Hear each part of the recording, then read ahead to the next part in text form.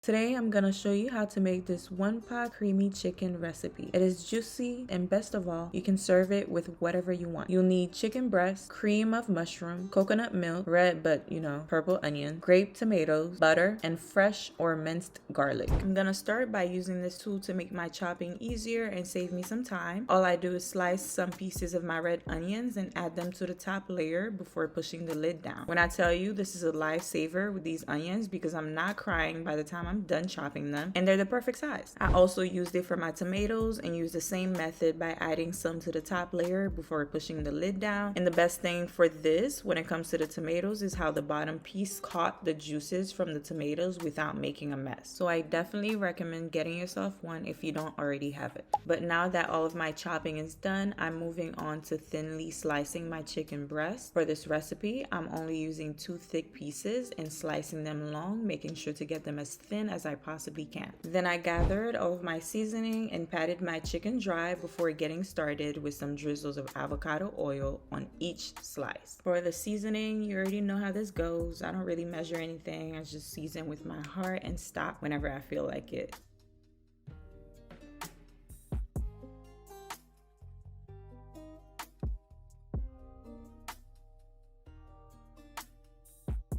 When I was done with the first side, I made sure to pat the seasoning in so it could stick before moving on to the second side and repeating the same process.